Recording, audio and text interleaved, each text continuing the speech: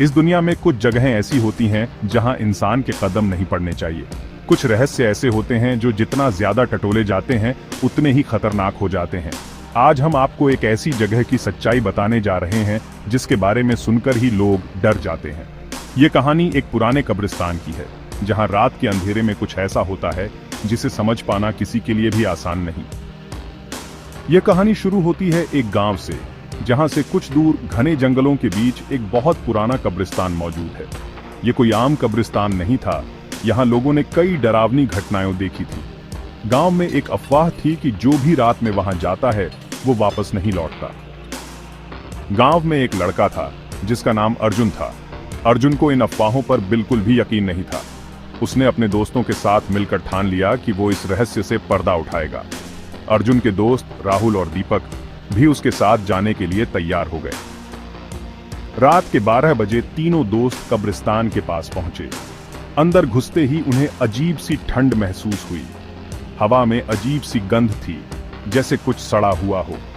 कुछ दूर चलने के बाद उन्होंने देखा कि वहां की कुछ कब्रें टूटी हुई थीं, जैसे किसी ने उन्हें जबरदस्ती खोला हो। जैसे ही तीनों अंदर बढ़े, उन्हें लगा कि कोई उनके पीछे चल रहा है। उन्होंने पीछे मुड़कर देखा, लेकिन वहां कोई नहीं था। तभी अचानक अर्जुन को ऐसा महसूस हुआ कि कोई उसकी गर्दन पकड़ रहा है।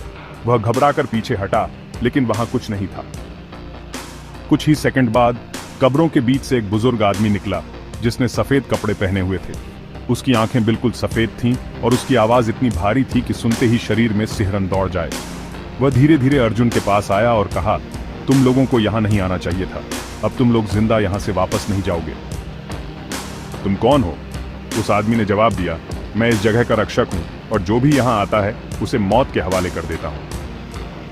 इतना सुनते ही अर्जुन और उसके दोस्त भागने लगे, लेकिन जैसे ही उन्होंने दौड़ना शुरू किया, उनके पैरों के नीचे की जमीन अचानक दलदल में बदल गई। उनके पैर धंसने लगे और वो बुरी तरह डर गए। तभी उन्होंने देखा कि कई साए उनके चारों तरफ आ रहे थे। उनकी आंखों में खून उतर आया था।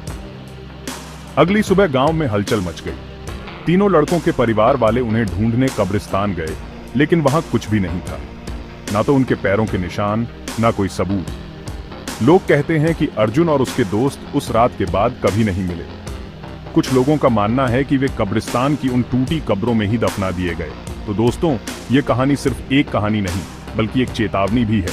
कुछ रहस्य कभी उजागर नहीं होने चाहिए और कुछ दरवाजे ऐसे होते हैं जिन्हें खोलना नहीं चाहिए। इस कब्रिस्तान का राज अभी भी एक अनसुलझी पहेली बना हुआ है। क्या आप इस कहानी को सच मानते हैं? क्या आप कभी ऐसी जगह गए हैं जहां आपको अजीब एहसास हुआ हो?